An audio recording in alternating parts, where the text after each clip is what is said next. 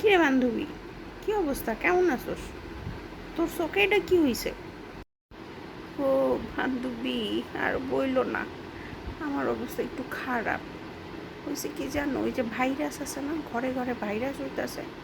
Virus হয়েছে, বুঝছো?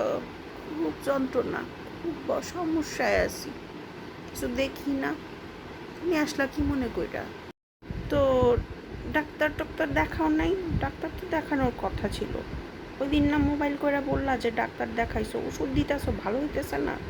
সবার তো দেখি দু একদিনে ভালো হয়ে গেছে, তোমার 3 দিন হয়ে গেল, এখনো কোনো সমস্যার হাল হইলো না। ব্যাপার কি? হ বান্ধবী, দিতাছি তো, ডব তো দিতাছি, ও কাজ হইতেছে না। উফ, বইলো না, ঠিক মতো তাকাইতেও পারি না, খুব কষ্ট, বেদনা।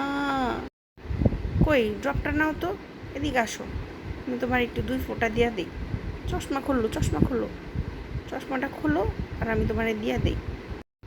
ও, ড্রপ চশমা খুলে দিতে হবে? বুঝি নাই, আমার তো বললো যে 2 ফোঁটা দিন, কিন্তু চশমা খুলে দিতে হবে, এটা তো বুঝি নাই বান্ধবী। ইস, তোরে না আমার এর লিগেই দেখতে ইচ্ছা করে না, বুঝছস? কি বাতাসে বড় হইছস?